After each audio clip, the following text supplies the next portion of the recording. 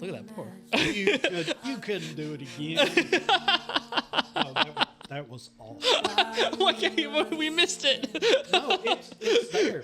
Okay, There. good.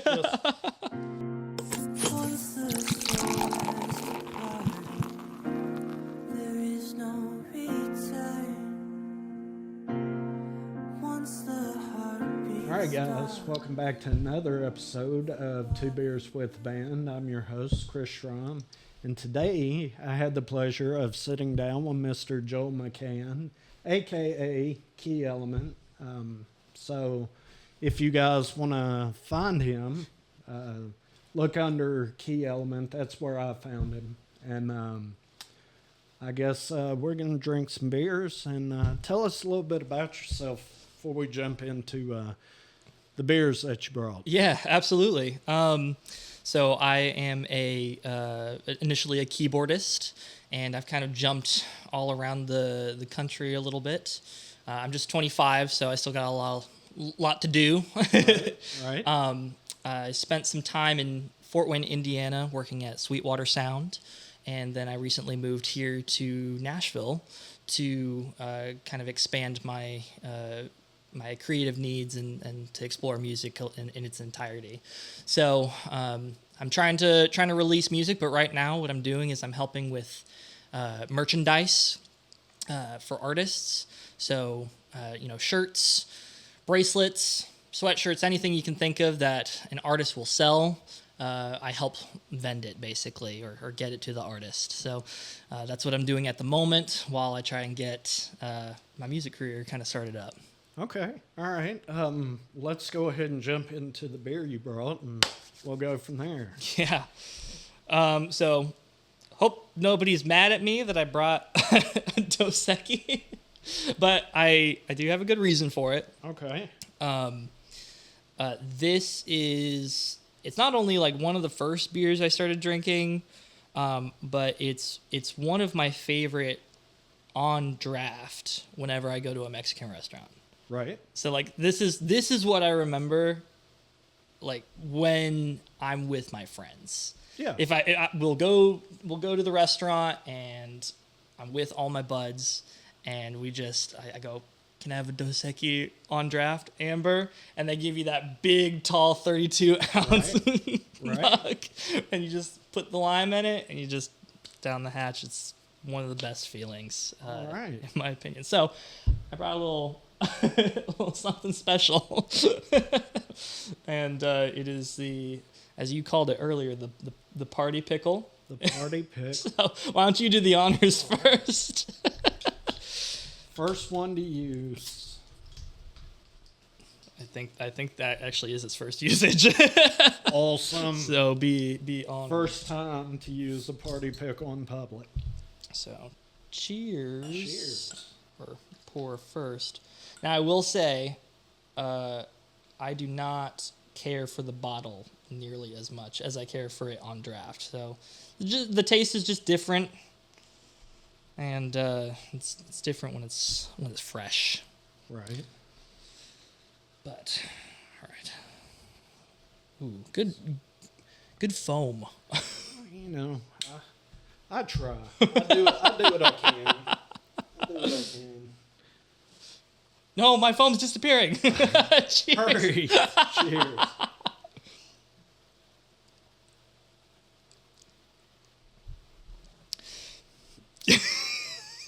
That really is a pleasant beer. I've had this before. I've had it many times. Do you like it? You like it from the bottle? Well, I mean, draft, of course, would be better. It's 10 times better on draft. From the bottle, what do you taste when you taste this beer? I mean, what are flavors that kind of jump out at you? What you're supposed to taste is a nice, cold, crisp, just flavorful beer that goes great with chips and queso and salsa. And from the bottle, to me, it almost tastes just a little bit stale. Like this version in particular tastes just a little bit stale. It's usually a lot more crisp, right, when it comes from draft. I know that's the case for most beers, but there's like other like canned beers that still taste really, really good after you've opened it, and bottled beers. But it does it still hits the tongue right. You know, it still has the bubbles that you need, but it's just a little bit more when it comes out of the tap. Well, it's a nice subtle maltiness Mm-hmm. to the beer. Not a real hoppy flavor at all. No. Just kind of, it's the way it should taste. It tastes a little bit lighter than some lagers.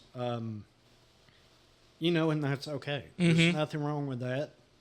It's not very hoppy at all. In fact, I'm really not getting anything but the malt Mm-hmm. on this beer. Mm-hmm. But it's subtle. It's kind of light, medium body, Mm-hmm. you know, so you could definitely throw a few of these back without thinking about it. Well, that's when you get the giant the giant mug. You're fine, and then once you've eaten all your food and everything, it kind of leaves you in this nice spot where it's like, okay, just give me another 30 minutes and then we're good to go. But Right? in the moment, like before you've gotten your food and everything, gets you in that nice little spot.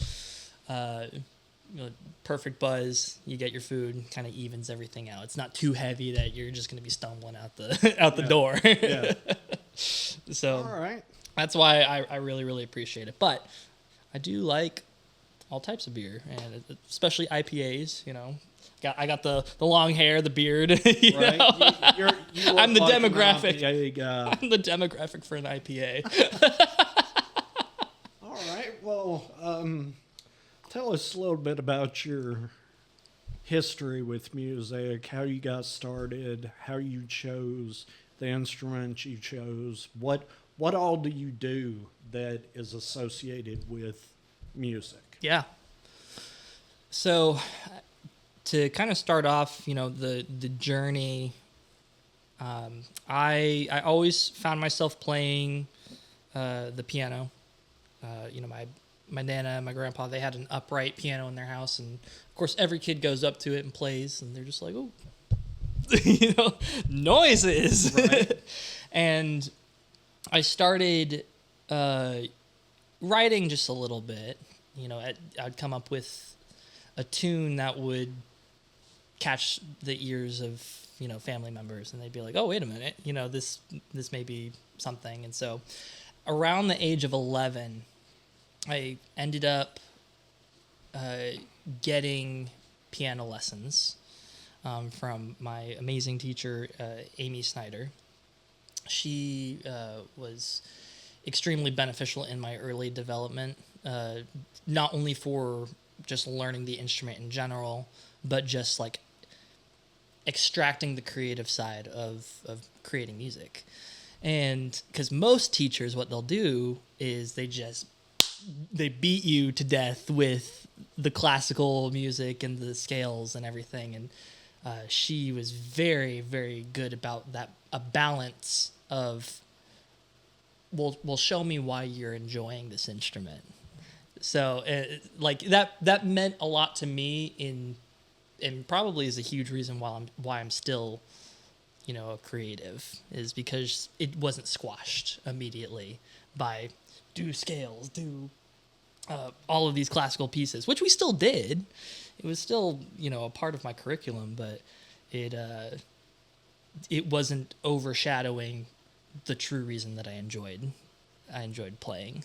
And I think that's really beautiful. I was inspired to start writing on the piano, surprisingly, by an artist that I don't think anybody knows, but his name is Isaac Shepard, and he does instrumental piano music, and I still believe he writes to this day. And I heard his music from, it was a game called Music Catch, which is you drag your mouse around and you try to hit like these little music notes that pop out, but it was very cinematic looking, and paired with his music, it was just a beautiful little scene. I'm like, where do I find this? Where does this exist? You know, right. I'm only 10 years old, right, playing this game. I'm like, this is the most beautiful thing I've ever seen. I've ever seen, ever heard. And I was like, that truly made me start to want to write. And so then my music teacher, she got me all the way through middle school and high school. And I went from 11 all the way to 17. And that's when the idea of college started to come around. So I grew up in a small town in South Carolina called Anderson. And I ended up going to Anderson University so that way I could commute and save some money instead of doing room and board. Right. So I didn't have the full college experience necessarily, but I am way less in debt than some of my peers. So, yay. And that is when I ended up getting a scholarship specifically for music, specifically in piano. So I studied a bachelor in the arts of music with a concentration in piano, and then I double majored in when I started. It was actuarial science, which we won't talk about that. That's it was not a good idea. I ended up switching that degree to human resource management. So I have a business degree and a music degree, and I was able to finish that in 4.5 years. The only reason I was able to do that, though, is because I had a year of dual enrollment in high school. So I was able to do some of my general electives before I went into college. So I got 30 credits, which was a full year's worth of credits. And then I was able to say, hey, let's do both of these degrees without, hurting myself in college, doing 22 credit hours. So, but yeah, that was pretty taxing. Well, I'm sure it doesn't sound easy. Of course, I'm not a creative, and playing instruments to me looks difficult. So you add college on top of that, it just doesn't sound like a whole lot of fun for me. No, but it's not fun for musicians either. I'll tell you, because then that's where you're tested. I think that's a big part of college, is you're putting your passion to the test. Yeah. And saying, is this something that I really do want to continue and to pursue? And because there's a lot of injustices to your craft that will happen. A lot of it, it's like a hard word to say, but abuse of your gift. I think that's kind of rough, just because all of that is in the name of growing. But at the same time, when you are creative like that and people recognize it, they start to take advantage of your gifts and talents, of like, hey, go and play this. Hey, go and play this. Hey, do this show. We're not going to pay you for any of it. We're just going to say you get a credit for it. Yeah. Or you're a part of this class, so you have to do this assignment, which takes up all of your time. All the time that you could be studying, all the time that you could be practicing, you need to hone it in for this one event that you're not getting compensated for. That's the scariest thing about being in college as a musician, I would say. And but you also meet a lot of really cool people and keep those connections for a long, long time. So it's hard. It's hard. Well, do you think, on that note, that you do meet all these people associated with music, but maybe in a slightly different aspect, music business, music production, engineering, whatever the case may be? Do you think going to college, making those connections, and keeping those connections, maybe in the long run, like, years down the road, do you think that's worth it? That's worth the torture you went through in college, and you're out, college is however many years behind you, so you've kind of gotten out of that college mode, and you're now in the professional mode.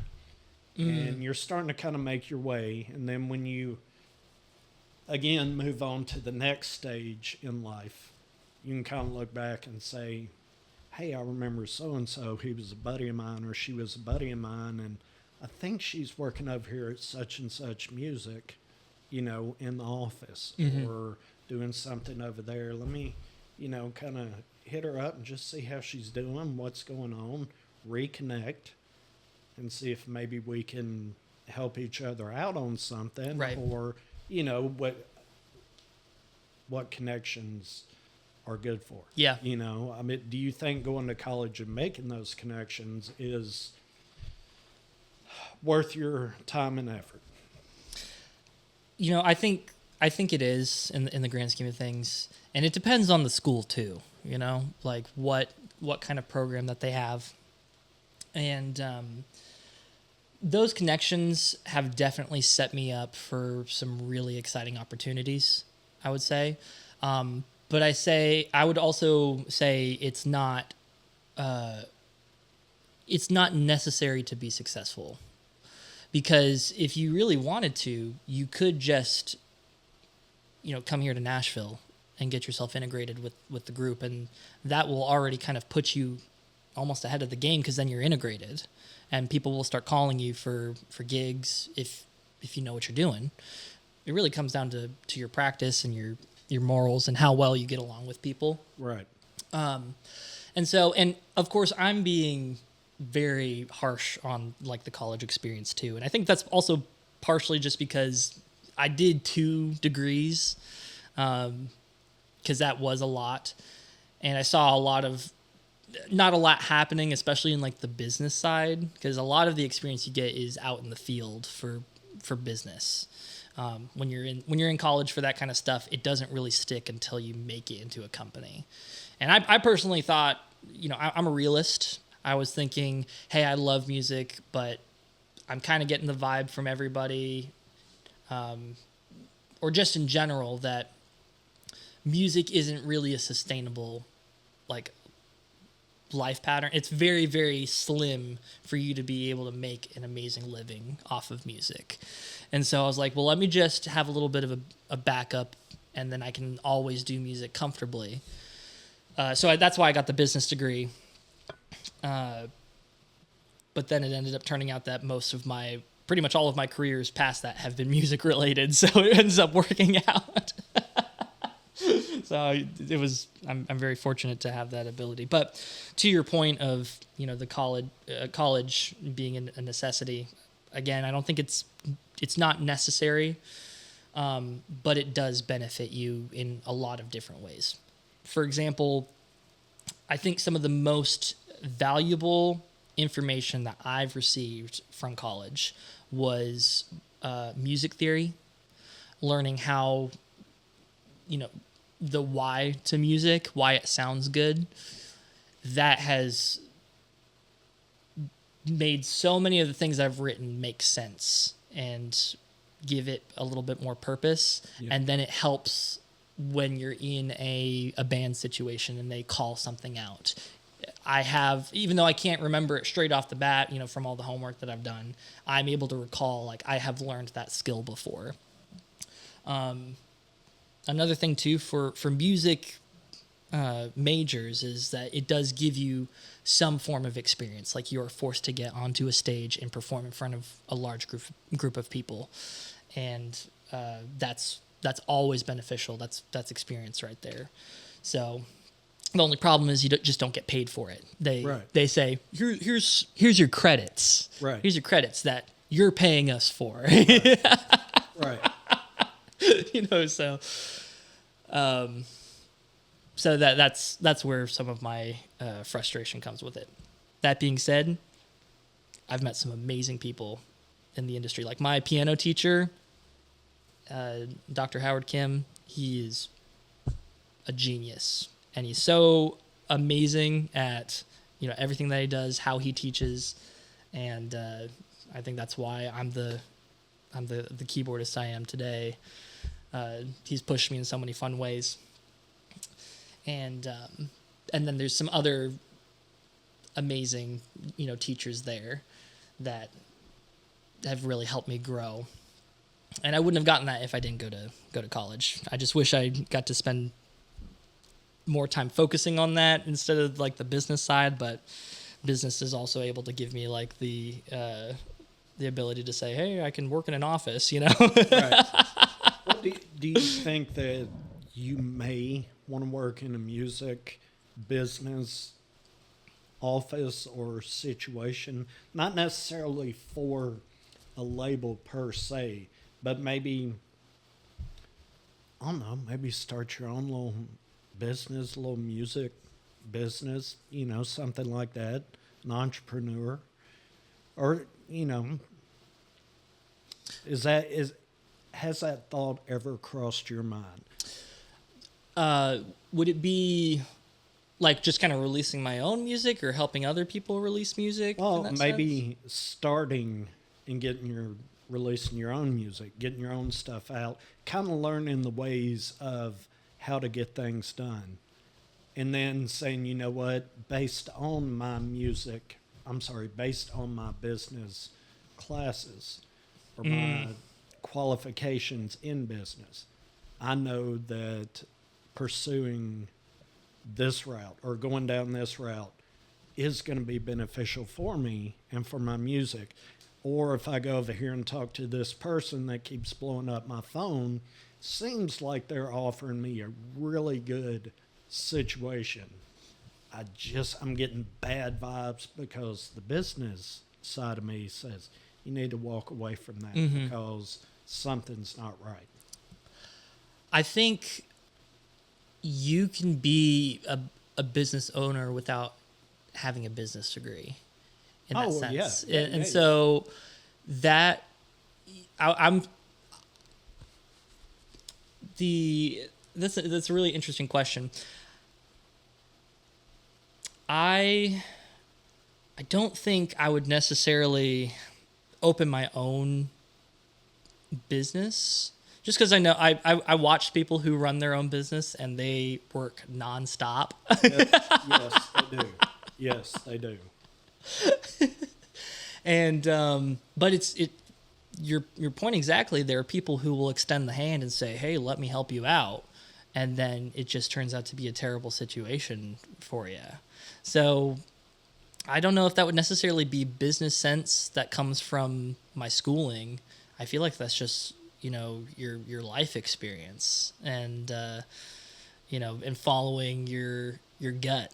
Yeah. You know, because sometimes a business proposal like that, you'd look at the payments and everything or what they're offering you, and on paper it looks great, but you got to follow your gut and say, "Is something weird here? Is something kind of messed up about this situation?" Yeah. And you're like, "Ooh." Yeah, and I understand that, and especially in the music industry, how, you know, it seems like, at least at certain levels, what I've been told is that it almost seems like everybody's out to get you except the creatives, the people who play the music, the people who write the music, the people, you know, on that part of it. I've heard horror stories. Oh yeah. You know, and I've heard horror stories that if I was a musician, I would really question everything. Oh. And some of the people I know have literally questioned everything to the point of they only play guitar at home now. Mm-hmm. They won't go play, even if it's like, hey man, our guitarist is sick. We got this gig at this bar. You know, can you come sit in? We know you can play. And Boom. he's like, PTSD. nope. I told you I was never playing again, and I'll never play again other than to my wife and my kids. And I'll help them learn the instrument, but I'm done. And that's the worst case scenario. You know, he has such talent, and he has a great vocal talent, and he can play the hell out of a piano. Mm-hmm. And he's so talented musically, but he got burned so bad in the business, and it wasn't a burn here, a couple of wins, a burn there, a couple more wins. It was burn, to the point where he's like, I got to quit this. Yep. This hurts. and he had to walk away from it, and that's awful. Yeah. To do that to someone, what kind of music could he possibly put out that will never be heard? Because they'll never be recorded. Because it was so rough on him, and there were so many bad actors. But there are great people as well. I mean, you got to find that balance, or you got to find the middle ground. There are amazing people in the music industry that can get overshadowed by one bad apple. Like that's kind of all that it takes. Somebody gets a hold of the wrong person, and it can just ruin the whole experience for you. It's insane. It's very, very dangerous for any creative in any field. Taking advantage of what we do and what we put our passions into. So, but yeah, no, that's a good point. So I see where you're saying, like, would you? I guess what you're asking me, would you want to create your own business so that way you can avoid some of that? Is that kind of like what you're asking, or? Yes, and if you created your own business, you could market yourself, you could help others, help other, people who maybe moved to Nashville, but they're not part of a band. They're just, they're wanting to make it big in the industry, and they have the talent, but they have no concept Right. of what to do. Right. They think it's like in the movies and in the songs where, all I got to do is go get a gig at a bar and put it out there, and people will see my talent, and I won't have to chase people or contracts. They'll come to me. Yeah. And that's not how things happen. No. And, then you have that person who tries to do that and then realizes this isn't working. And then, it's too late at that point. You've uprooted yourself, moved here, and, you still And you feel stuck. well, you still have those dreams and you have the talent, but you just don't know what to do. And Especially when the market is so saturated. That's the biggest thing I've noticed. It's a big ocean here in Nashville. You gotta know the right people. You gotta make connections with the right crew, and but when you do start kind of navigating your way into it, it becomes very, very rewarding. So, well, that's what I'm saying. Do you think you could start a business where you could help this person, not necessarily take them from a nobody to sign and label, just like, look, if you want to get here, I can help you navigate to a certain point, and then it's going to be on you. I can show you the ropes. The question is, how far are you willing to go to get what you want? And I'm gonna draw the roadmap out for you. I'm gonna show you where the walls are. The question is, are you strong enough to move past that wall, or are you gonna say, you know what, it's just not worth it, and stifle your creativity at that point? That's right. And then I hate to say it, but you're a wasted talent at that point. And then where are you at? Right. Well, Chris, it actually just reminded me, when I was in college, one thing that I did, and I guess this is, I didn't kind of put the two together, but I guess I did have my own little business, but that's where I was producing for artists. So it would go around where somebody knew that I had recording equipment. Yeah. And I was trying to record my own stuff, trying to do like some film score, and just on the side I made some beats, just for fun, just to share with my friends. And I eventually had somebody reach out, and they were like, "Hey, could we actually like try and record something?"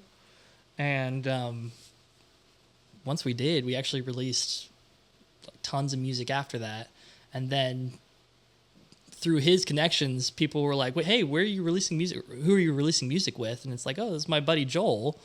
and then another person comes in and starts, like, they have a vision. I get to help them create it by recording them. Somebody else catches that, and then it just kind of started to grow a little bit. Yeah. And that business stopped almost entirely because then I moved away. Yeah.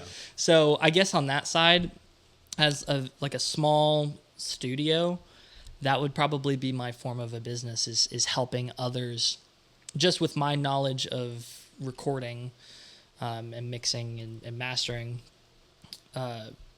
being able to help artists start off and then move them to something that's going to be a little bit more professional. Somebody who has like a full on studio, because there's plenty of those here in Nashville. But in South Carolina, where I'm from, there wasn't any of that. Yeah. There wasn't a studio every block. Right. So I was definitely needed in that space. It just is a little harder in this demographic of all these amazing studios and engineers and everything like that. So it's intimidating to me, but I'm open to it. And that's sometimes all you gotta do is just be open to it.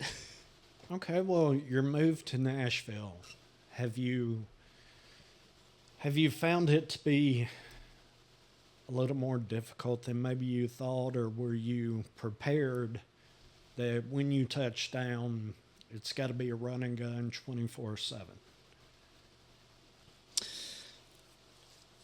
I think it's interesting because when you come from a place that has a very limited music scene,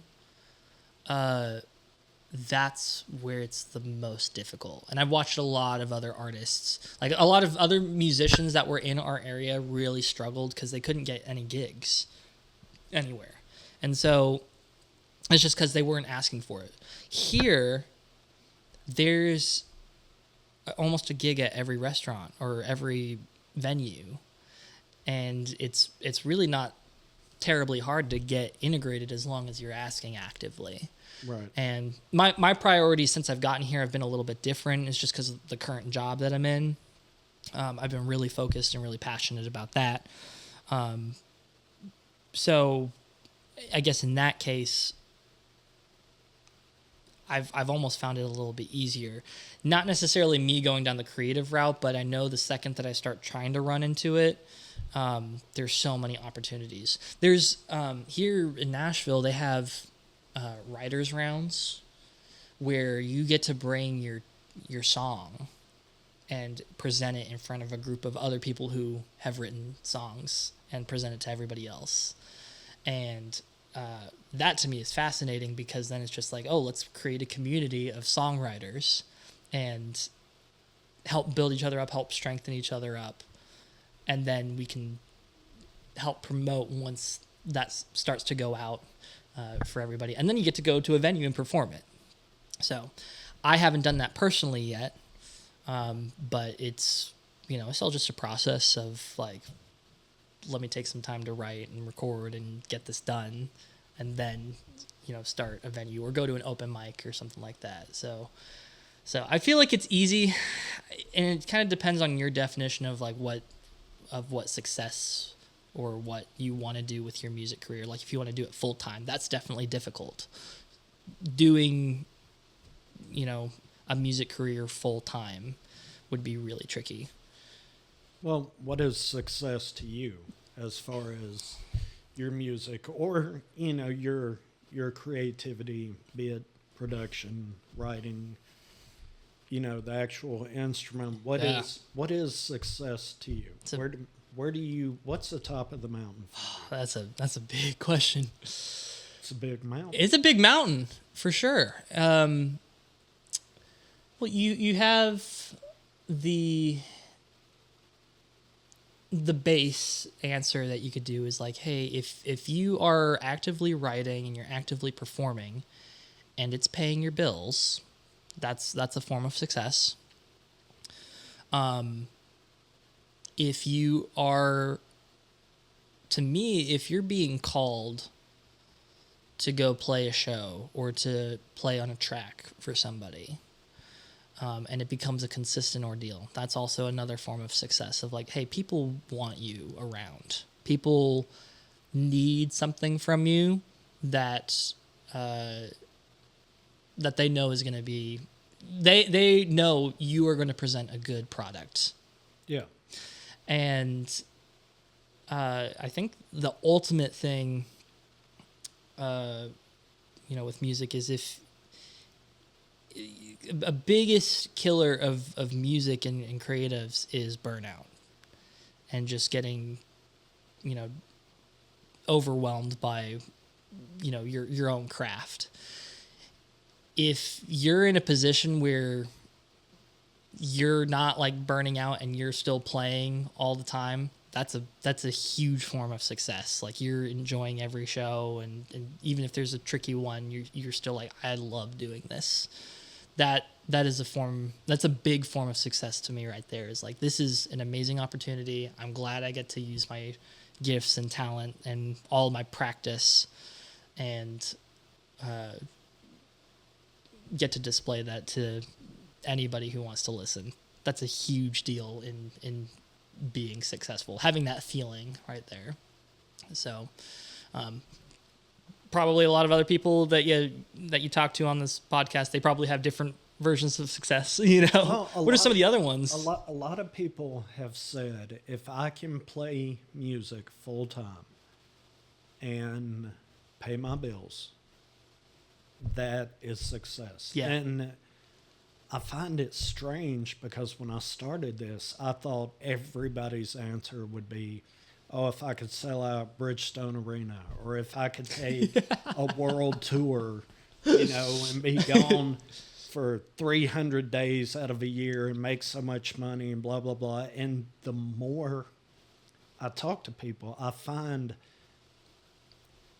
generally I get the same answer. If I can play or write, or if music can pay my bills and I don't have to worry about going and working my other job or my full-time, whatever they label their other job as, if they say, if I could just get away from that and do music full-time and pay my bills and be able to play when I want to play and record when I want to record and not have to sit and wait on a check from here or a check from there, and get together with other bandmates and say, hey, I should have this coming in, and having to, time certain things around. Well, I can't go out this weekend because I have to work, Saturday I got called in, whatever. And, it just, I understand at that point, because I have a couple of jobs myself. I understand what it's like to want to get out there and do something creative, but work, quote, work, won't let you do it all the time. Or right. You've got to find some odd hour to go do what you love because work gets in the way. And it's sad to say that work gets in the way, but we got to pay our bills. Yeah. And, what that everybody says, being able to do music and pay their bills is success for them. That's the top of the mountain, which I find really interesting, that people aren't just screaming out, I want to sell out these big venues, because it just, I don't know. To me, it seems like that'd be an absolute blast. Do you know how stressful that is? Well, no, that's why I'm saying. I'm telling you, as a consumer, seems like it'd be a blast. So, like, the amount of pressure and the amount of, like, not even necessarily practice, but when you sell out a venue that big, there's thousands and thousands and thousands of people that are coming to watch you be perfect. And they can perceive any form of mistake, or, it just raises the stakes to an nth degree. And some people love that. They live for it. And I don't know, I feel like for most musicians, most people would probably accept that type of gig, but a lot of us understand, like, hey, that's probably not going to happen. And if it did, it just wears on you. Because there's also, if you're touring for a long, long time, that also wears on you pretty heavily too. With the job that I'm doing right now, I go to the bus calls and I deliver the merchandise for them. So I still get to contribute to the music scene, which I really appreciate. But I see how exhausted that talent is after a long tour. Yeah. And they're just like, oh. And, they've practiced it till Kingdom Come, and they play the same stuff over and over, but it can be a lot more taxing than you think playing for those big of shows. And so I'd say if you can do it, a couple times, that's great.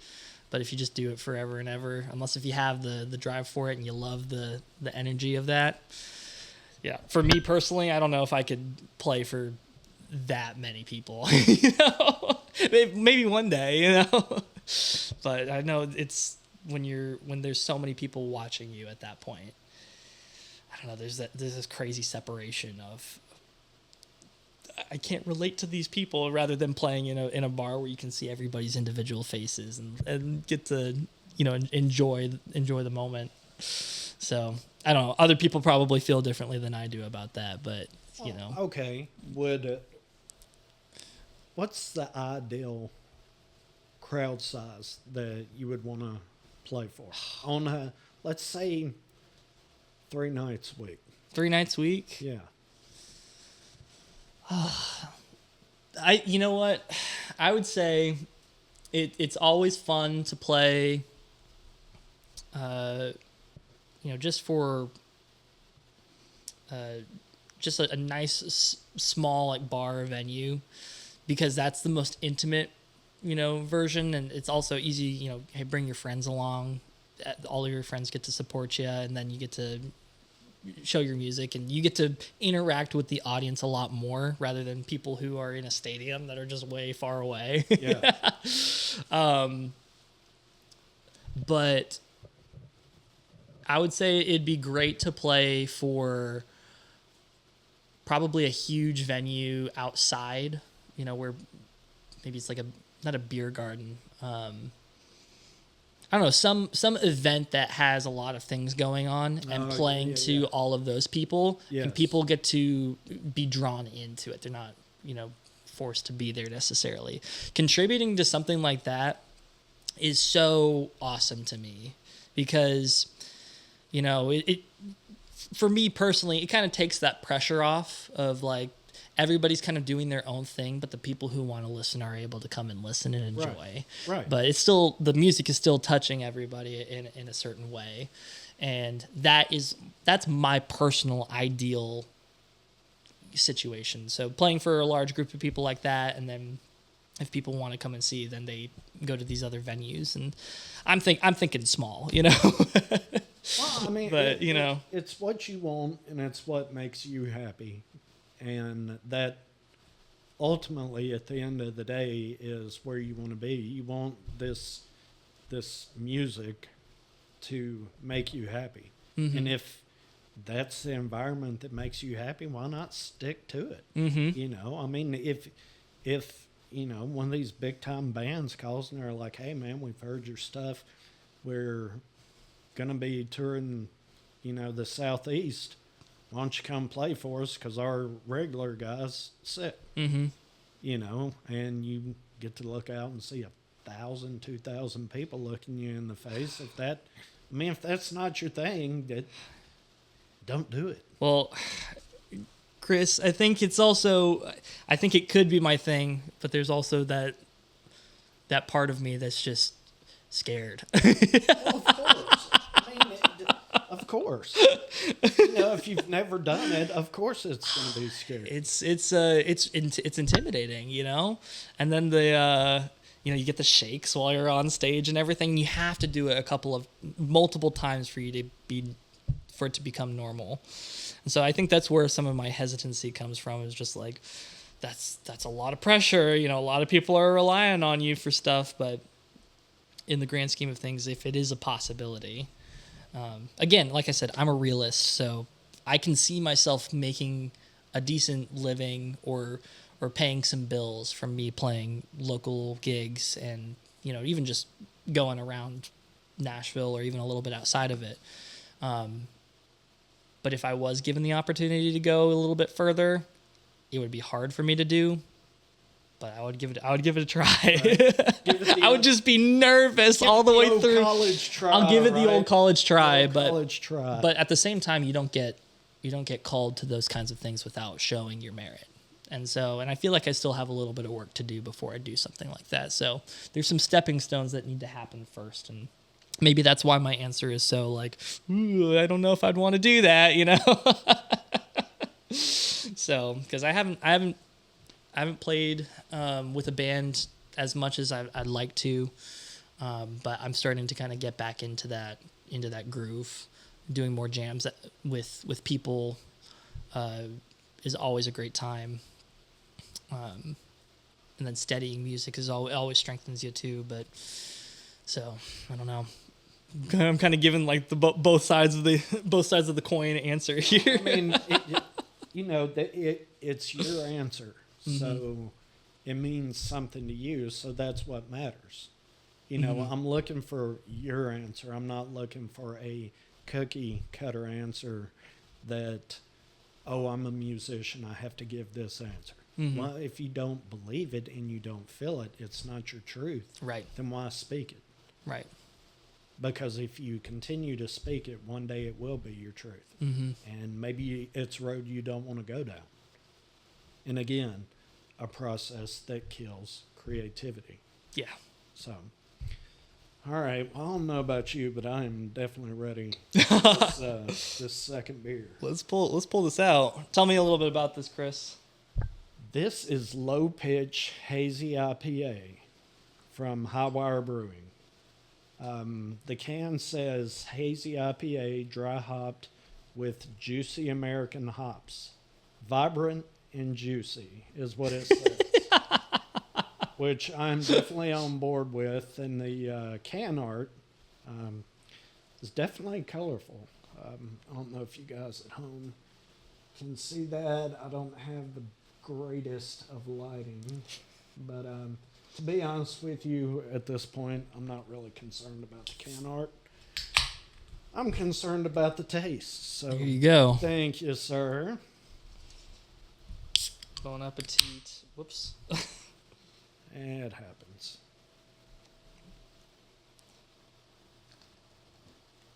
All right. Pretty decent pour. Maybe not the best I've done, but overall, pretty decent.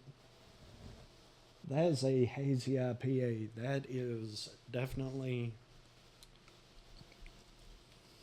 what would you call that, gold? I'd call that gold. Yeah. It's kind of gold. Hopefully on camera it appears to be as pretty as it is here. But that's pretty gold. It's not terribly hazy, which is a good thing. Yeah, it's still a little clear, which is nice. All right. Let's get a little sniff, see what we think. Okay. Get the aromatics. I can smell the citrus. Oh, I can smell the juicy. Oh, yeah. That is definitely a juicy IPA right there. The citrus is really on point. It really jumps out of the glass at you.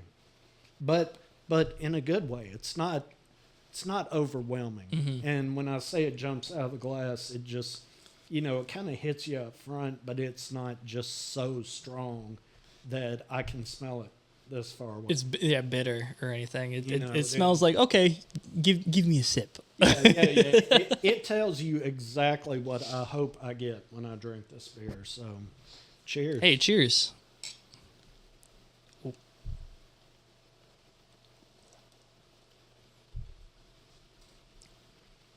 That's pleasant. That is really nice. That is. That's very smooth. Has great carbonation. Mm-hmm. The citrus component is there, but it's not overwhelming. Yes. It's just, it kind of comes in, and I kind of get a little bit of a pineapple vibe. Yeah. But I also get kind of a pithy vibe from maybe What does pithy mean? like a grapefruit pithy. Well, when you Yeah. when you peel the grapefruit, the skin, for lack of a better term. You know what I'm talking about? Mm-hmm. Like an orange. Mm-hmm. When you peel an orange, you got that. Get the zest. Yeah. Well, I mean, the zest comes from the outside, but you kind of have that last layer of skin before you get the actual fruit. Mm. When you pull that orange apart and you eat it with that skin on there, The pulp. It's gonna be a little bit different flavor, right? It's not gonna be as sweet as if you took the time to peel all that off. So that's where I say it has a little bit of that flavor, because the fruit component comes in, but the malt just kind of eases it back. Doesn't let it get too far. Right. It doesn't bite you. And kind of what you also said on the carbonation too. There's a lot of beers that I will drink, and then once I drink it, I immediately hiccup, which always can be a problem. Because then it's like, Especially on a podcast. Yeah. No, that would be tragic. Though it might be funny for me. Great clip for you. Yeah, you might not be happy with it, but I might have My guest barfs on stream. I might have a blast, man. I ain't gonna lie. You start hiccuping, I'm gonna start laughing. No. It's gonna happen. So, no pressure. What I'm saying though is that this one doesn't make me do that. The carbonation is nice and easy, and but you still get the full taste and the right amount. So, excellent choice. Very pleased with this. Where'd you pick this up at? I got this at Mount Juliet Beer Company. Okay. I go up there and I enjoy going up there when I can, because he has a pretty wide variety of beer up there. And yeah. I enjoy, the atmosphere up there, and he's all about beer, and he does sample a lot of the beers that he gets in that he's never had before, and he's honest about beers. And I've been up there enough that he kind of knows my palate and what I like when it comes to beer. If I look at something, he's busy with another customer, and he'll walk over and he'll say, "No, don't look at that one. You're not going to like it." And he'll tell me why, and then he'll point me to one. He says, "You'll like this one." Is that because of your palate? Well, we've talked about beer enough. He's kind of figured out. But I tell him, I'm like, look, I'll give any beer a chance, a real fighting chance. I may not pick it up again because it's not my flavor. But if I read on the side of the can, it says juicy. Okay, well, you know what I'm saying? I expect a certain thing out of that beer. If I don't get it, then I'm going to talk bad about that beer. But if I do get it, but it's not what I want, or it's maybe more than what I want, the beer delivered what it said it was going to deliver. It may not be something I want to drink again, but I'm not going to talk bad about it unless it's just a bad beer. And I've run across plenty. It's like, why would you put this in a can? Apparently somebody likes it because it keeps getting put in a can, and that's okay. Yeah. If it hits their palate, Well, it's like music. There are certain styles of music. There are certain artists that I just don't care for their music. But there are people that do. And it's their art. So why should I talk bad about it? Yeah. Which I'm not going to. I'm just going to tell you, hey, what do you think about so-and-so? Not my style. Well, what do you think about this song? It's not my style. Then say you don't like it. Well, I don't like it, but don't say I talk bad about it.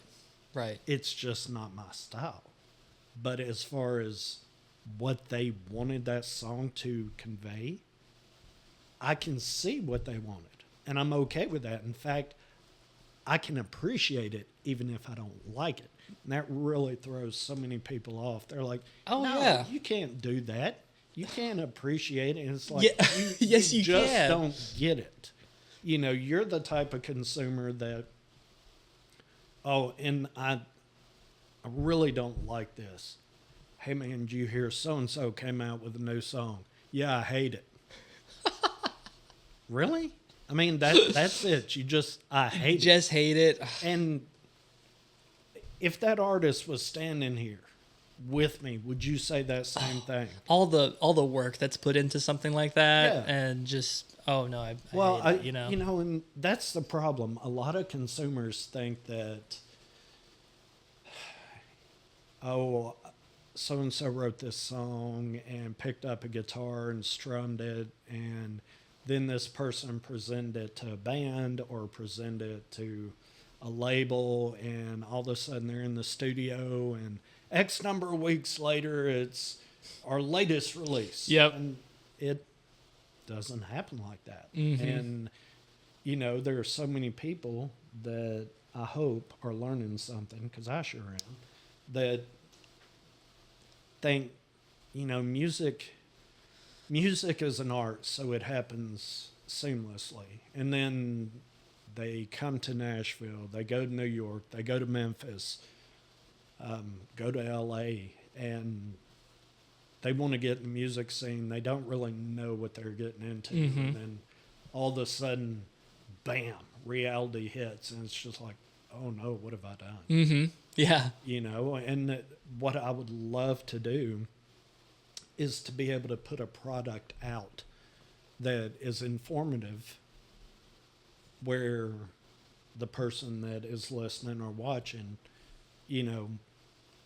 learns something different.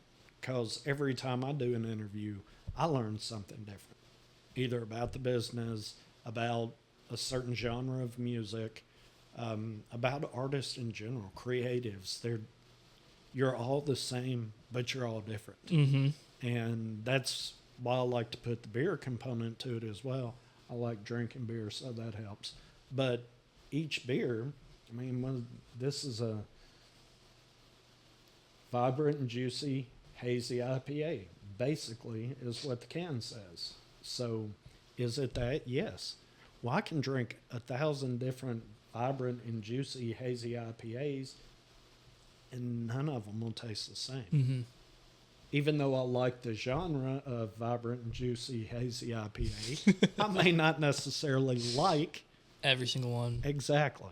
And that's why I think music and beer have so much in common. And that's why I like to put the two together. Yeah. And then you get your talent drunk, and then you hear the honest truth, That's also a big part of it. So, stop telling everybody my secrets. But, when people feel comfortable enough to sit down and have a beer, it kind of takes the stress off of it. And people are they're willing to talk. And that's what this is. We're talking. Yes. I'm learning about you. I'm learning about your music. I'm learning about your part-time job and why I see you bouncing around so much around here.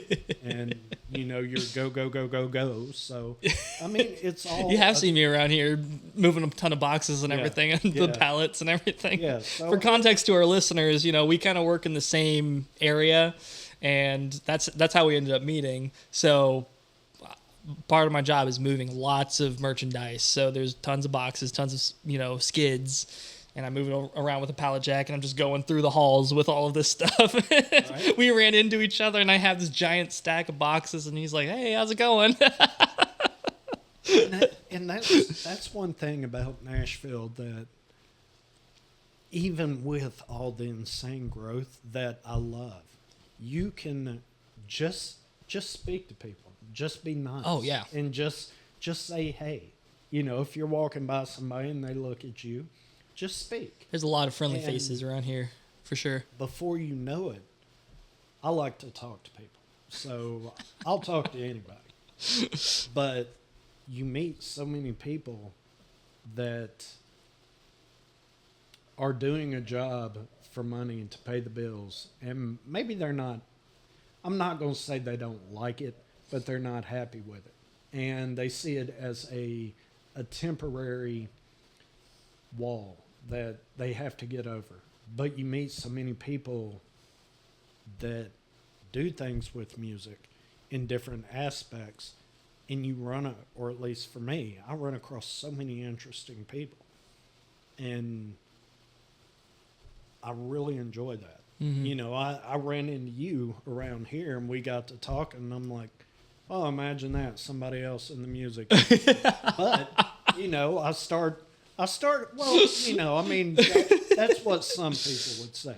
Yeah. It's like, oh, great, somebody else who's a musician, Mm-hmm. and it's not like that for me because I can't play, and I've lived here forever, so I've run across musicians my entire life, Mm-hmm.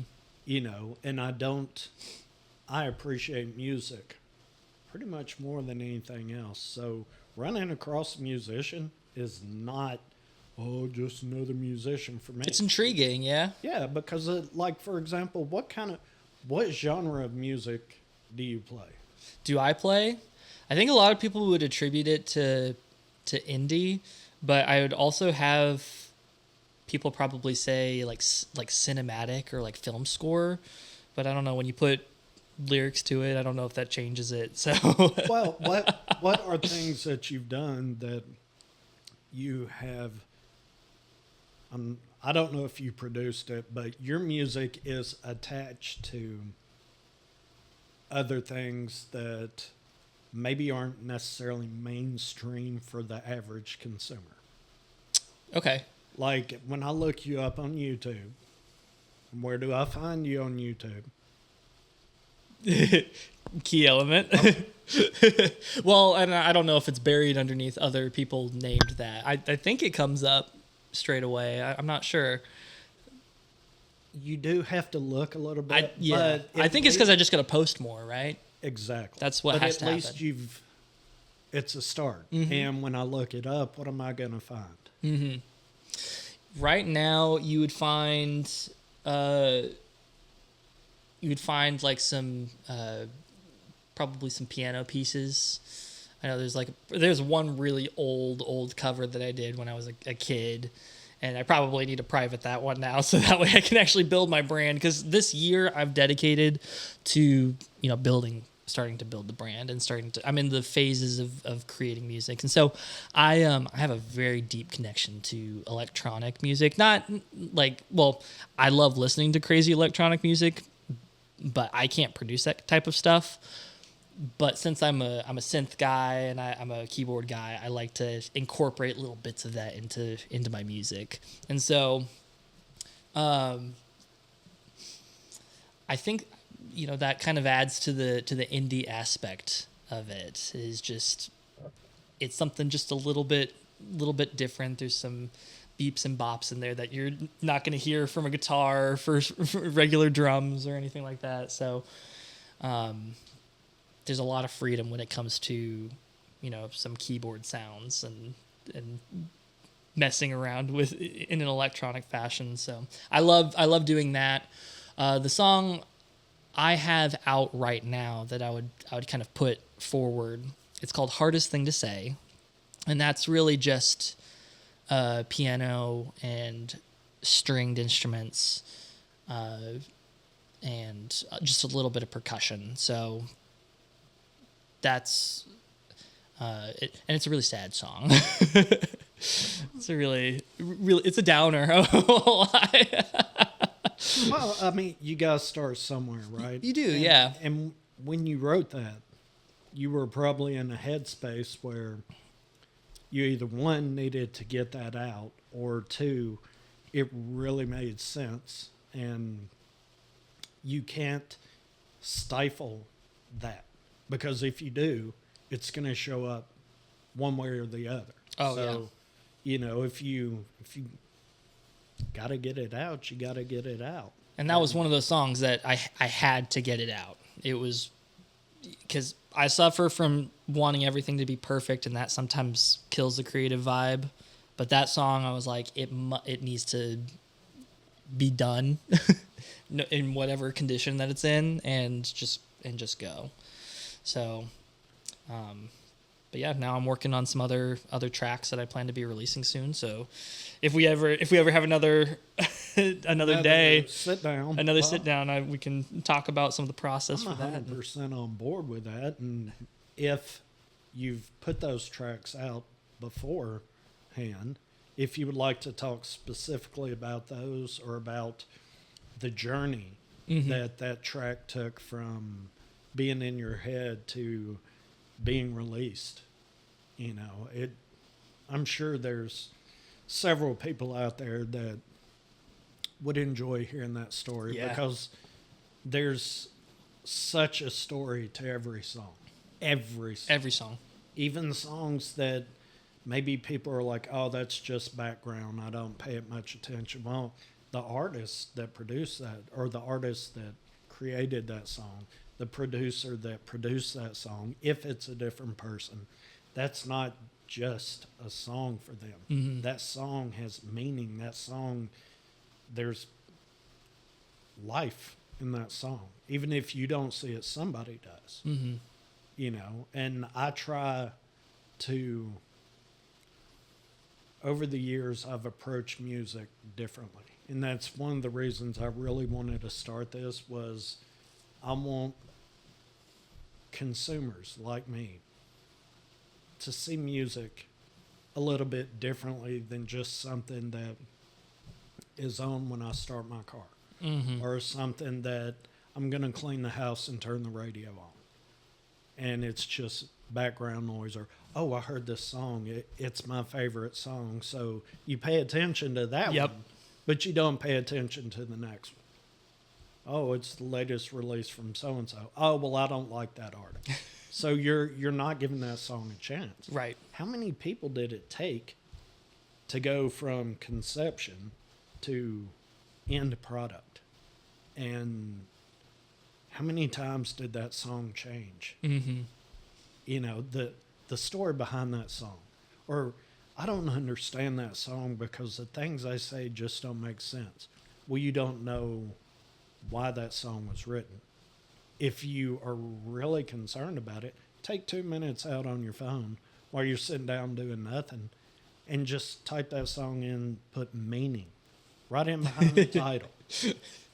And sometimes they record, they make videos based off of the song. Exactly. A little documentary behind the scenes. Exactly. Bonus features. And then, you know what? Maybe it's not your favorite song. Maybe you don't even like the song, but you're gonna search it because I don't get it. Right. So you kind of come at it from a negative point of view, but then you see what the artist was trying to say, and you're like, oh, it all makes sense now. So I'm going to go back and listen to, or the next time the song comes on, it's like, I do understand it now. Now I appreciate it. And I've done that so many times, and there are artists out there that have put out 10, 11 albums. And I'm just kind of like, I don't understand why you're still popular. I just don't get it. And then I just kind of do, I'm not even going to say a deep dive. I take 2 minutes out of my day and research a song. Next thing, it's like I find myself looking at another one, looking at another one. Then I find articles that have been written about the artist. Then I find interviews with artists. Right. Next thing I know, I find myself out there starting to like this artist. Yeah. Like, oh, well, later on, we're going to play the new release from so-and-so. Well, it's like, oh, no, now I'm, all right, you said in the next 15 minutes, so I need to make sure I'm in front of the radio. Yeah. 15 minutes to, hear the song. It's like it all just happens because I took 2 minutes out of my day to research this song and find out that this artist actually is a very deep person.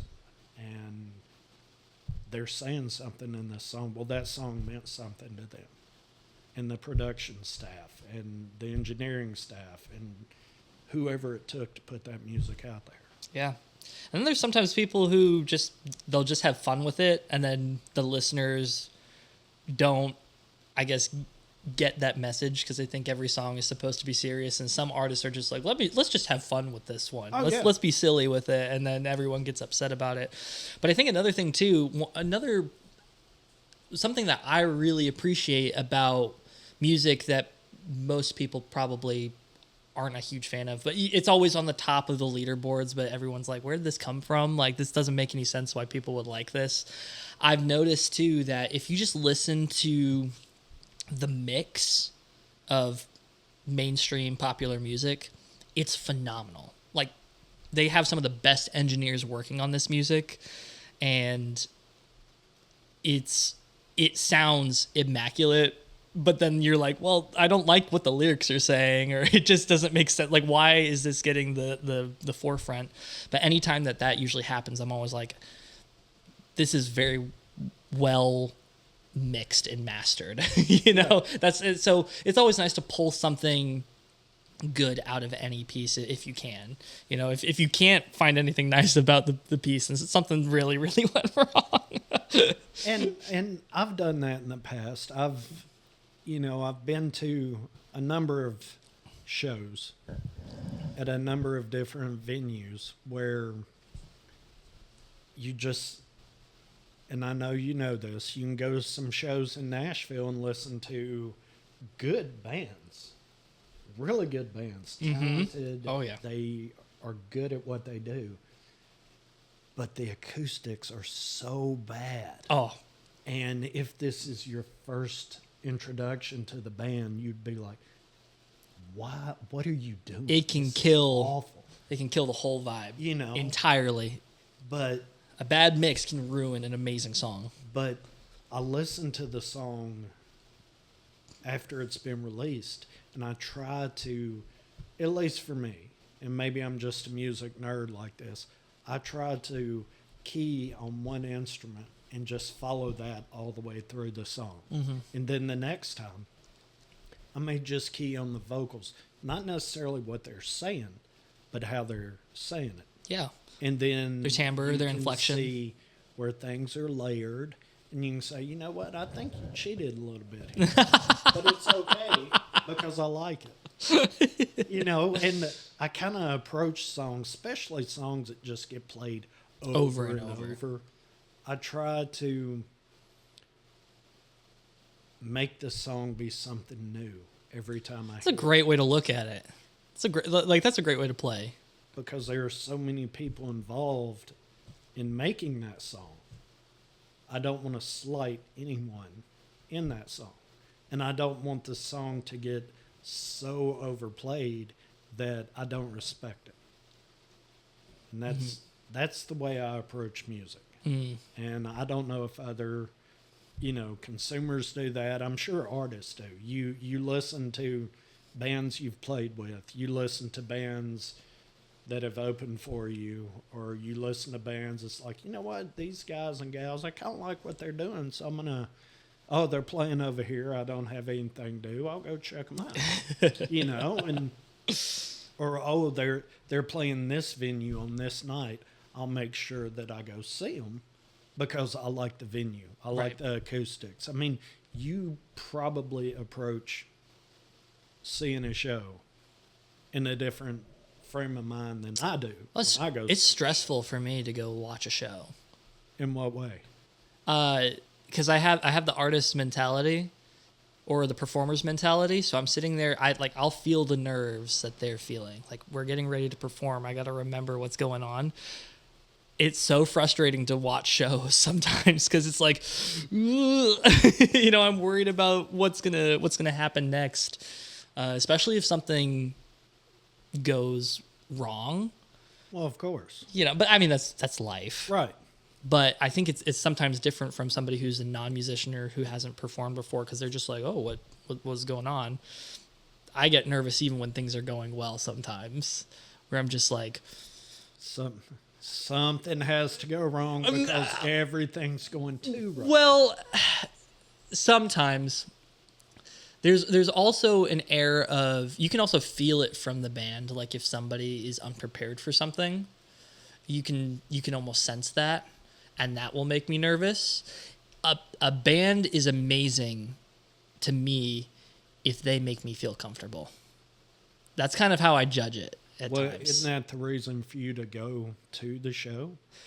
Yes, but there are some performances that happen for me personally as a musician and who's performed before, that when they're playing, I get nervous. Like, I don't know if they're going to hit that note. I don't know if they're going to get through this passage. I don't are they going to remember the lyrics to this part? Or, there's a journey that happens that is almost uncomfortable. Like, I'm still having a good time, but I'm almost like, uh-oh, something. And that just depends on how prepared they are, how their chemistry. Sometimes you can tell if the musicians on stage love or hate each other. Oh, yeah. And that can add to some of the stress of it too. And I don't know too many other people that do this, by the way, because some people can just be like, yeah, this is great. I'm having a good time. But a lot of performances sometimes will just, it can make me nervous of like, I can feel their nerves right now. But if they're fully confident on stage and having a great time and they're bringing other people in and I'm feeling good with it, I'm like, I know that this is an awesome group of people that are having a great time. And so I don't know. It's one of those things that is just kind of hard to explain. Well, no, I mean, I'm interested in hearing about it because as a musician, if you follow a band or an individual and you know their songs, do you critique them when you go to the show? Even if you don't do it on purpose, Mm-hmm. In the back of your mind, are you saying, you know what, you probably need to go do a little more work before you get up on stage? Or are you saying, you know what, I've seen you 2 times already and you seem to be getting better. You seem to be getting more comfortable. I've watched shows where, of course, guitar strings break. And it's always the one that you need that breaks. Mm-hmm. And I've seen guitarists up there and they're playing and you see the string break and I've seen some that they're just like, guess what? I know everybody saw that, but I'm going to keep playing this song without that string. Yep. And they're confident enough to say, I've got to get through this. Mm-hmm. And you see the rest of the band, they just kind of like, oh, that sounds weird. Oh, there's that string bouncing off the back of the guitar. Well, let's just keep rolling because we have a job to do. But that confidence right there is exactly like, if they have that confidence, they're like, well, I know what to do, so here we go. Or sometimes they'll say, I don't know what to do, but we're going to make it work. And they have that air to them. That's what makes me, as a listener, somebody who is able to kind of follow along or know what they're doing and understand the severity of the situation. That's what makes me comfortable as a listener. It's like, that person, even with this situation happening, is comfortable. And not every band and not every player is able to do that. Because there's some people who could handle that situation horribly, and then you just feel bad for them. Yeah. Which, I mean, you should feel bad for them anyway if their string breaks. Right. Well, I've been to professional concerts where there's, they sell out Bridgestone, and someone's up there and you hear a string break. Oh, yeah. I've seen violin players, fiddle players, that they're up there just sawing away and you hear it. Bing! And you see it because they're on the Jumbotron and it's just whipping out. And they're just like, I'm feeling it, so I'm going to keep rocking it. Yep. And, they get through the song. It sounded a little bit different than, the CD or whatever. But and that's fine too. It's the way that they hold themselves during a situation, or how prepared they are for anything that is to happen. If you portray confidence, even if in your own head you're falling apart, don't show it. Exactly. Because if you show it, everybody else is going to get a little nervous. Exactly. And if you change the energy that quick, it's going to be hard for the rest of the band to perform at their best, because you've now taken that positive, amazing energy and turned it into a weird energy that We all got to balance that and perform at the same time. Now it's twice the work. It's twice the work, but if you pull it off and you have the confidence with it, it builds people's respect for you, and it grows you as a player as well. So confidence is a huge factor for when I go and watch or listen to anybody play. So, and then there's also a difference between confidence and arrogance that can change the vibe of the show. What's the difference? I think confidence is you're sure of yourself, and you know the pieces, you know the songs, and no matter what happens, you're going to be able to get through it, and like you have that belief in yourself, and that's a very, very that's an excellent attribute to have. Arrogance comes from almost being, I want to say like, oh yeah, I'm all that in a bag of chips. You have to listen to me because I'm the best kind of situation. Some people can give off that vibe too, and that also turns the air a little bit for me of, all right, well, now I'm going to judge you a little extra so you can back up your claims. So, you know. It is true because different styles of music, you have the person that is singing generally, and the show is about them. It's not about anybody else.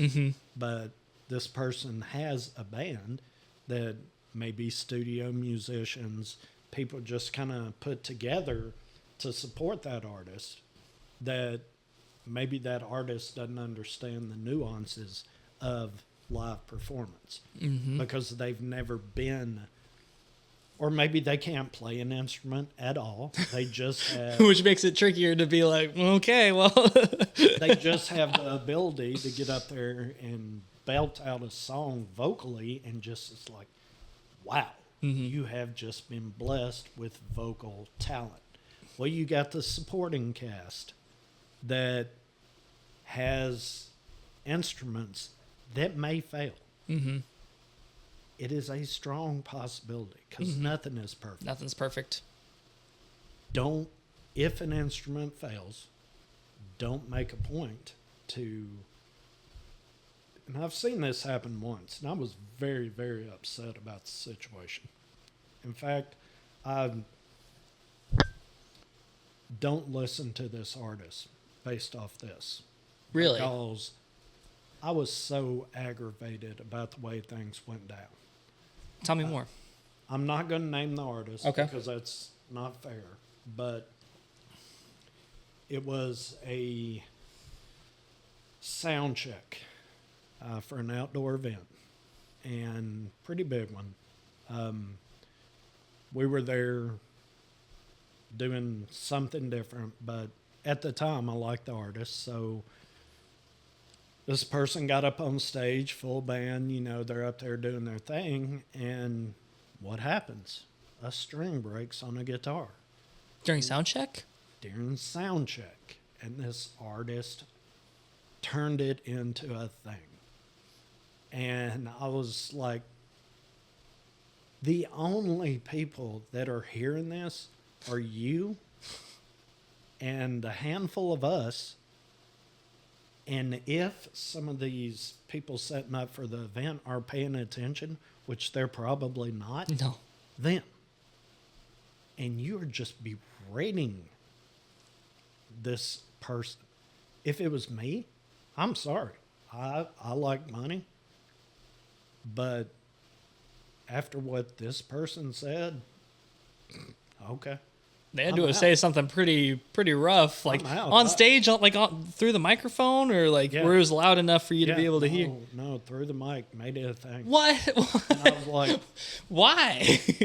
I don't know. I don't know if it was a stress. Them being a diva is what it is. What it was, but I was like, you know what?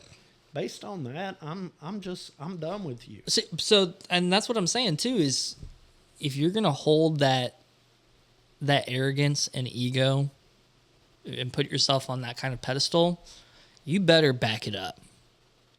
And like, you better be one phenomenal performer And any little, like, you basically just raise the bar for yourself, for your listeners, in my opinion. Well, this person does carry that kind of talent. Do they? And their talent is amazing. And I really don't like using that word unless I mean it. Their talent is amazing. But to demean others. Right. I mean, it's one thing if you're upset or stressed and maybe you say something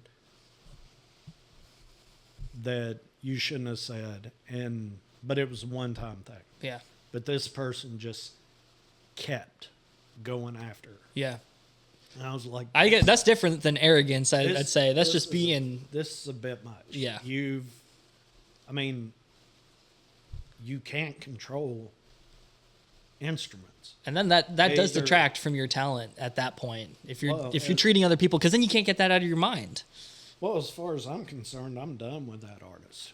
And if I'm riding down the road and a song comes on that artist is involved in, I immediately change it.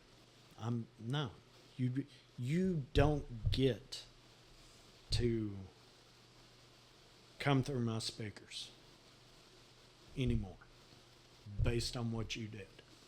Mm-hmm. That's how bad it bothered me. Wow. I don't play instruments. I have zero talent when it comes to anything music related, but you can't go after people.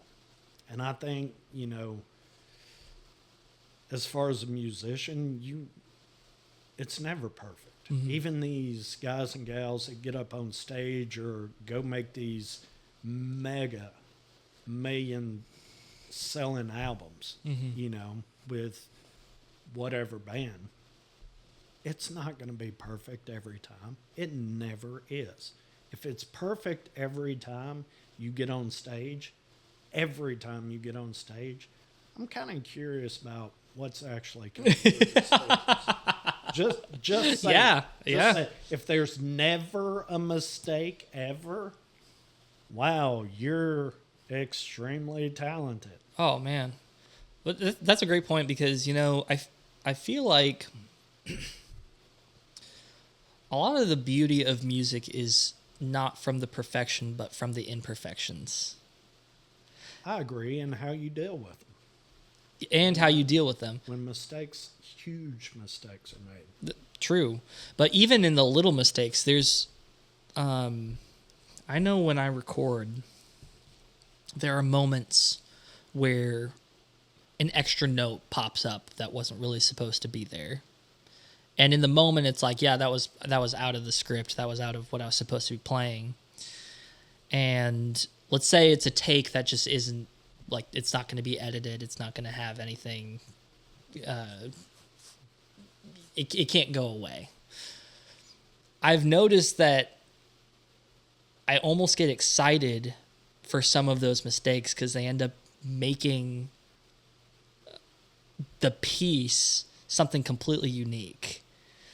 Like it's almost a moment that I wait for to listen to because it's like I never would have done that if it were a perfect world.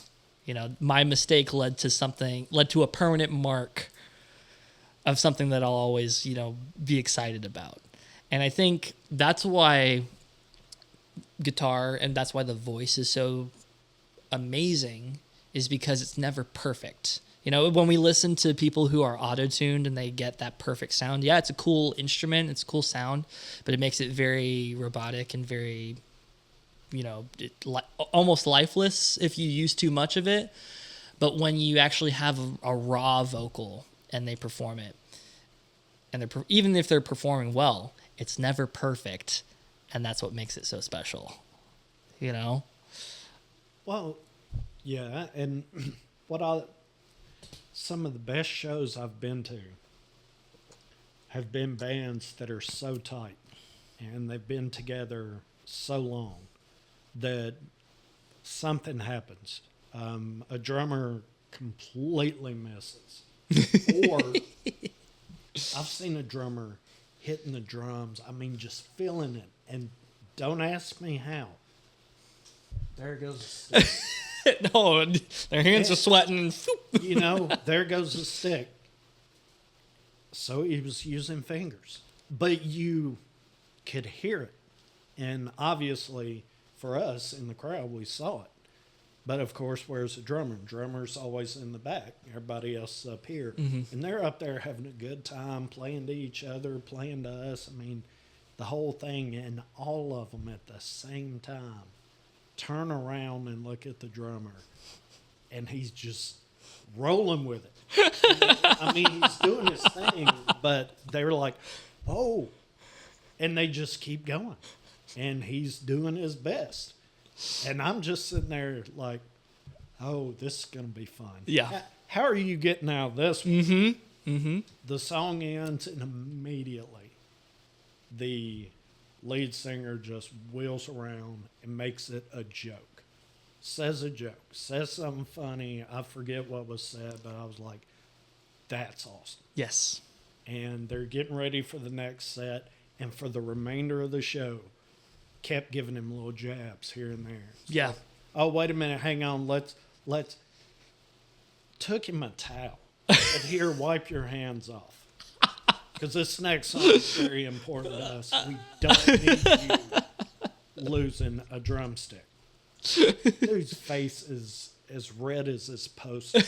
But he's got this grin on his face like, I'm going to get back at you. I don't know how. I don't know when. But it's coming. Mm-hmm. I'm putting this in my music diary. That to me was worth every cent I paid to go see that band and the other bands performing, because that's what music should be. It should be fun. Beauty in the imperfections. Exactly. The fact that you even remembered that too, like you will always remember that moment. This will be around forever, because how many of these big time bands would that be okay that happened? Probably none. But hopefully some of them, because you perform as how many of them are going to keep going after the drummer in between each song and just make it a thing, not beating up on them. Yeah, just being playful, right? You know, that's part of it. And if for me, music, the best shows I've been to have been the shows in between each song. Either the artist says this next song is about, and they give you where that song came from. Context. So it makes me appreciate that song, even if I didn't understand all their lyrics. Or the band that they'll cut on each other during, guitar swaps and all this and that, because you keep me interested. Yes.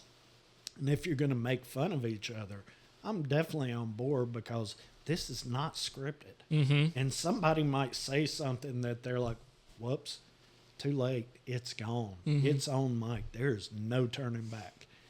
And it just, that becomes fun. That's not robotic. Watching you play this set list and then stepping off the stage and it's over. And that's what I like about Nashville and the small venues, is that things are not scripted. Mm-hmm. Maybe the intent was for it to be a scripted set, but it never works out like that. Mm-hmm. Never. Unless it's one person with one instrument. And that's it. Usually it does work out because it's so scripted. And like you said earlier, almost robotic, that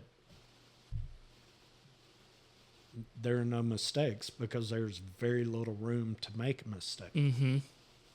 And I mean, that's okay, because that shows the raw talent of that artist. Right.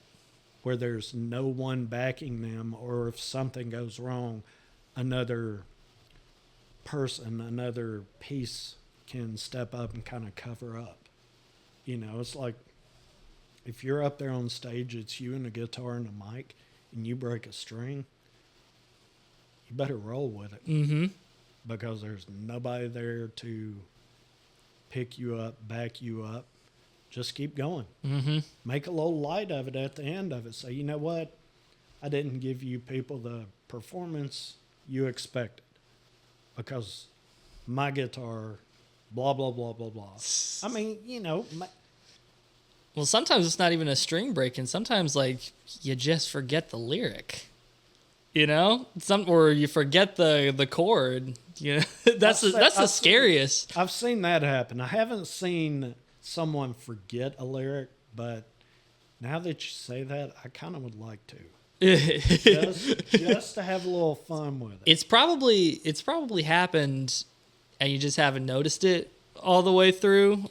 It is a possibility. Because if you play it off, you can get away with it, especially if you pull the mic away and you send it out to everybody, sing along. Yeah. I forgot the lyrics. Yeah. Now that I've seen many, many times. I've also, what I don't like, and a lot of people may find this a little strange, but a lot of people won't, is when an artist or a band starts a song. It may be their biggest hit ever. It may be the one that actually put them on the map. Mm-hmm.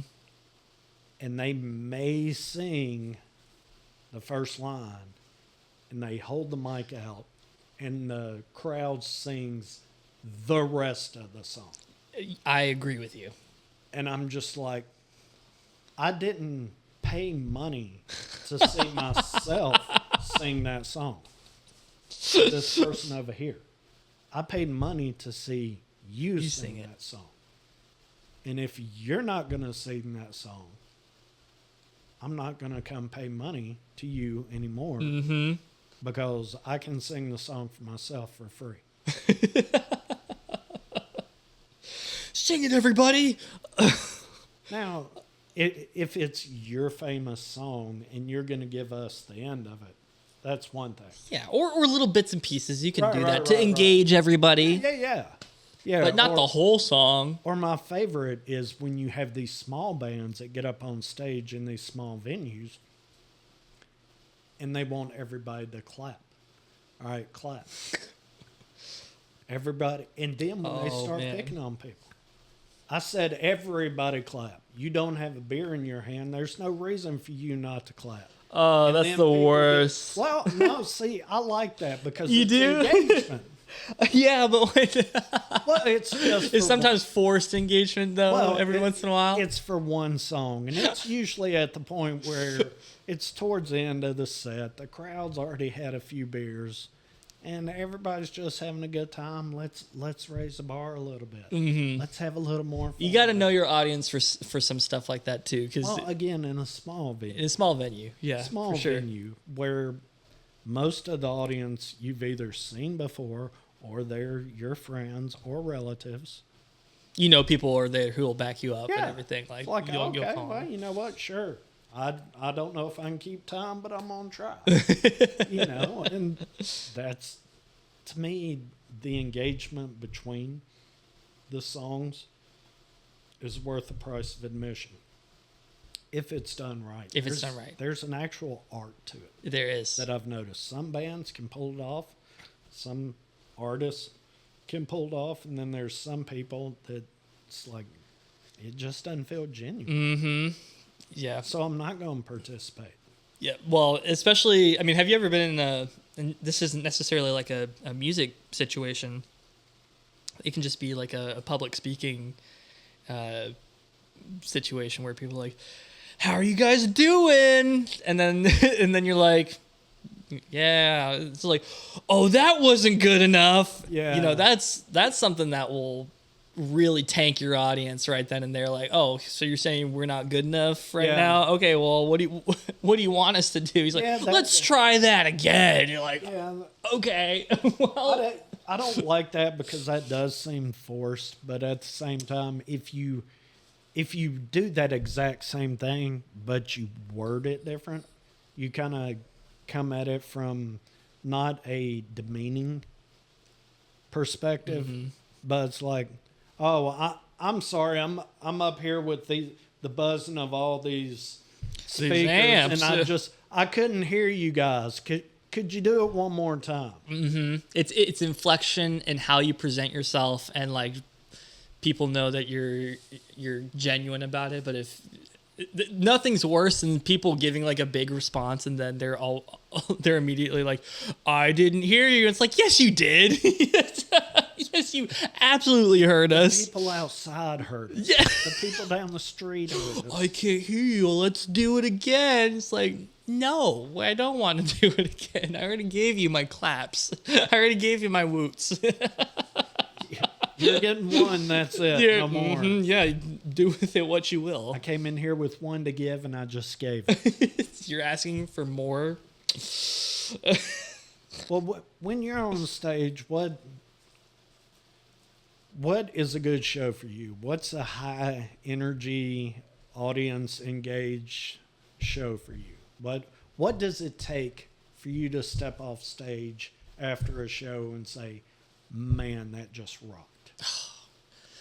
It takes a beautiful chemistry with your band, like knowing that I'm on stage with a bunch of people that I enjoy being with, and we're all contributing equally to, a greater cause, which is the song that we're playing. Right.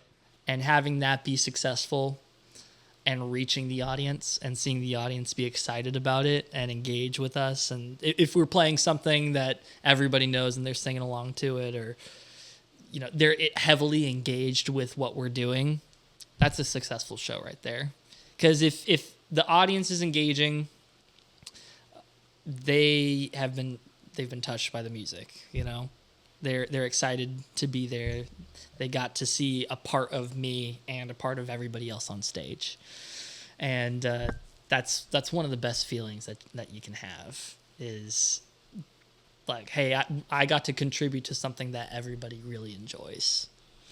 What does it take to keep the audience engaged? What does it take? Yeah. It takes practice. You have to practice your instrument really, diligently to be able to execute a good song. It takes charisma and confidence, like we were talking about earlier. Like, you have to bring an air of showmanship to be able to wrangle people together. Be excited to be there and to share. And if people get that vibe from you too, like if you're really still on stage, it's hard to join in. But if you're moving around, engaging with the people, one big thing I find for people who are on stage is if you make eye contact with people in the audience, that pulls them in. There's some artists who, rightfully so, they're trying to concentrate and focus, but they will sit here and play and they will look anywhere but at the audience. Right. Yeah. I watched an amazing show up in Fort Wayne, Indiana, and she was rocking the guitar and doing some amazing things, but I was sitting there like trying to see if she was making a connection with the audience in any way. Yeah. And she never did. And that, in a way, kind of detracted from the show just slightly, because it was like, hey, I'm playing and I'm doing amazing, but I'm not really connecting with you guys, with the audience. If you're at a live show and people are there to see you, best thing you can do is look at your audience and engage with them a little bit.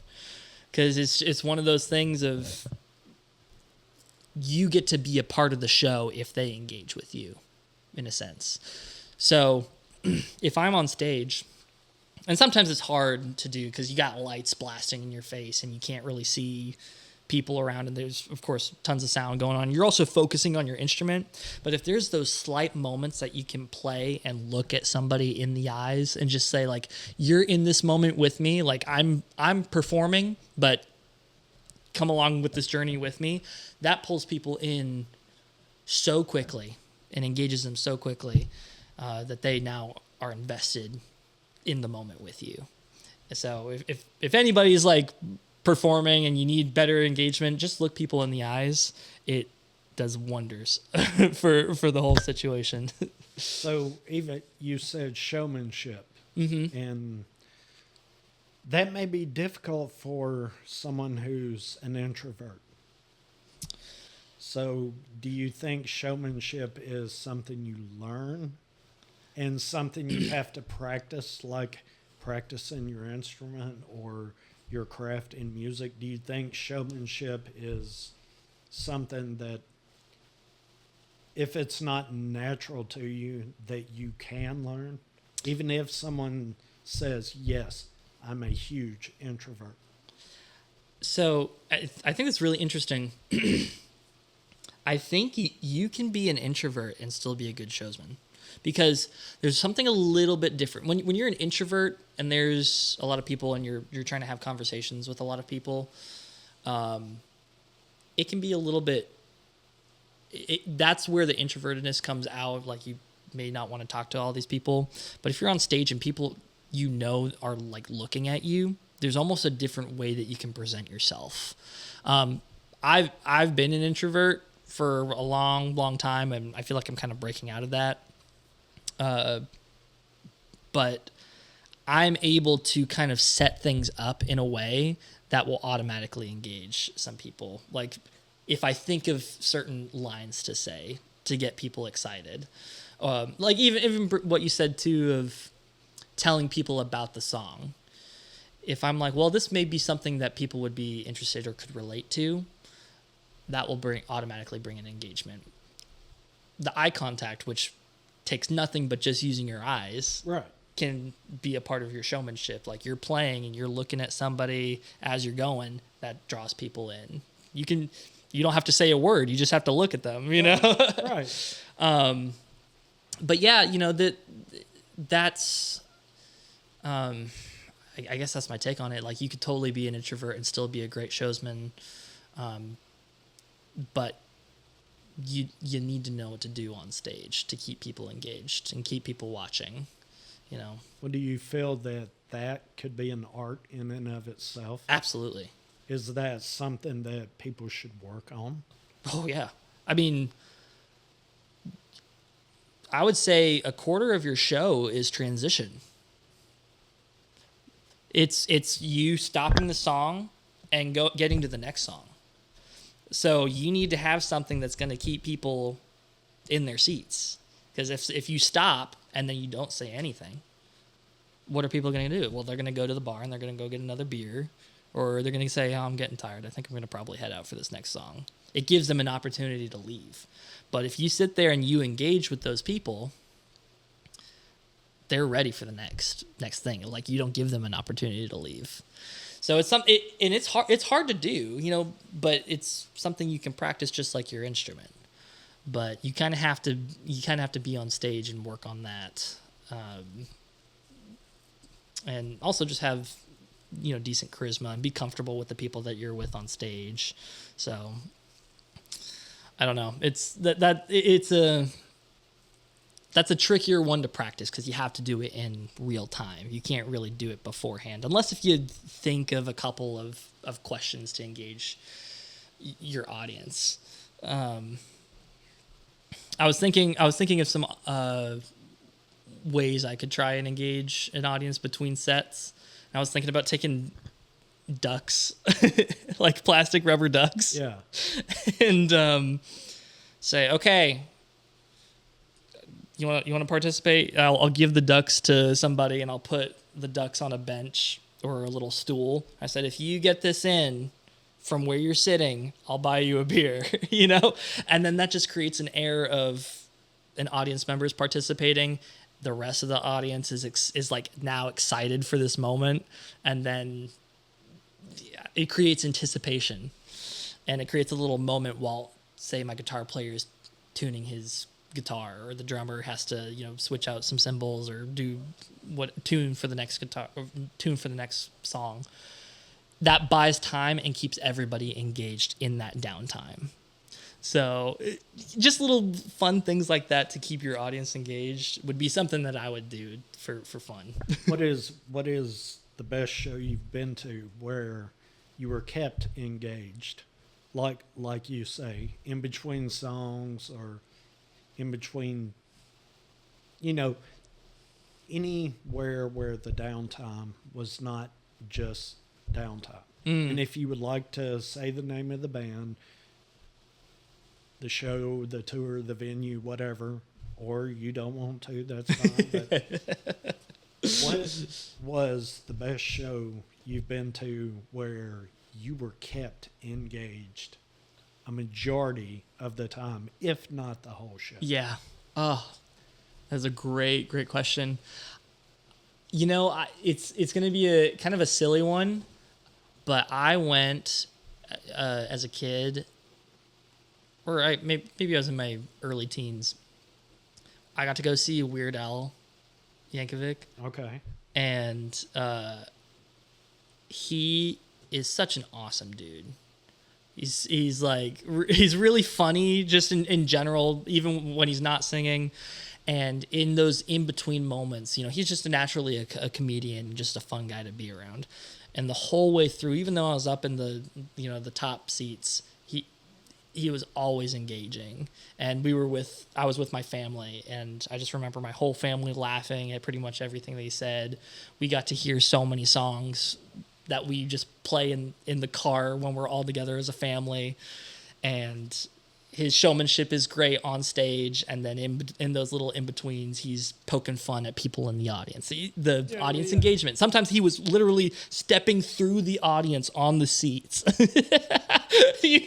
And then imagine if you're that person and, Weird Al's butt is right in your face. You're never going to forget that moment. You can't be more engaged than that, That is true. I've been awful close to artists, but not that close. Haven't been that close. And after a big show like that, I'm pretty sure that's a little too close. Yeah.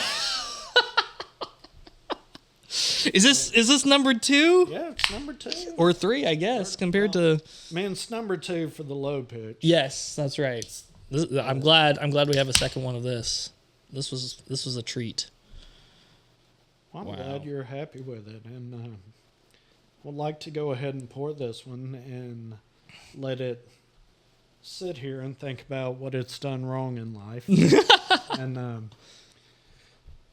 I need to take a quick intermission. And speaking of brand building, let's hear a little something about it.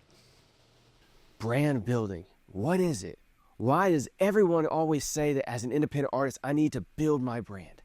Well, plain and simple, your brand is how you represent yourself to anyone that you ever come across, whether it's in person at live shows or festivals, or whether it's online, the world stage. How you present yourself to complete strangers is going to be how they remember you and how they identify who you are, what you stand for, and what you represent as not just an independent artist, but also as an individual behind the great music that you're making. And a lot of independent artists don't know how to build their brand or market themselves properly, even though they make great music. And that's where I come in. Who am I? My name's Harkos, and I not only edit this episode, but every episode here on Two Beers with the Band podcast.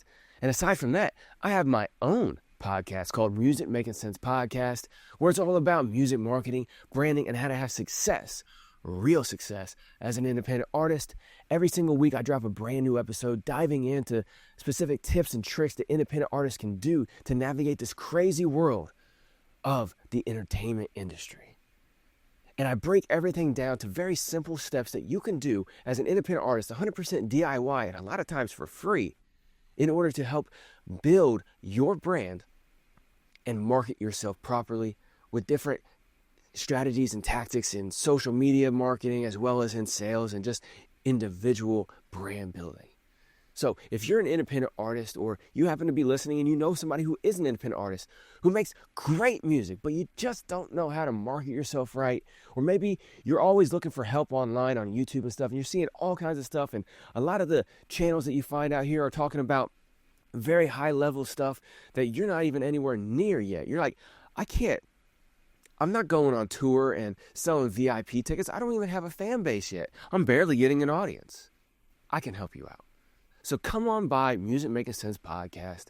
Available on all platforms. All the information for Music Making Sense Podcast is available on musicmakingsensepod.com. Link will be in the description, of course, as always.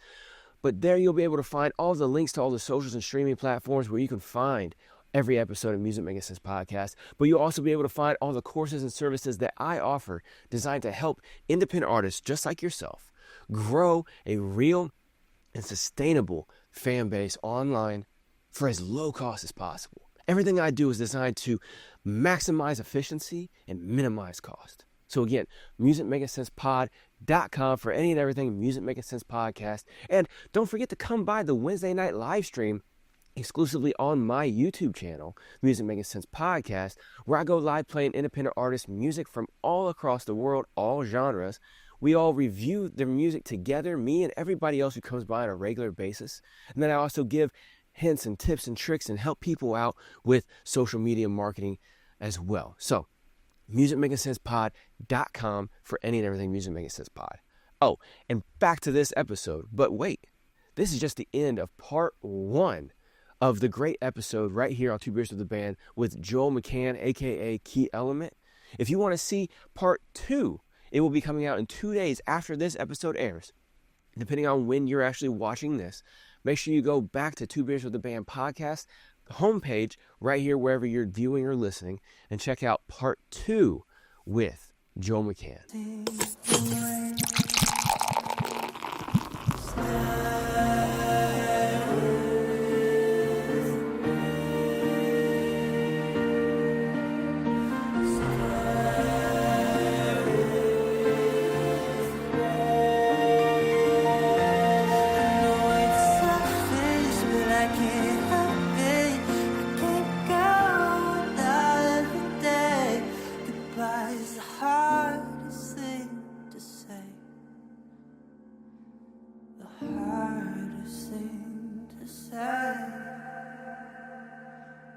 But it's the last thing that I'll say.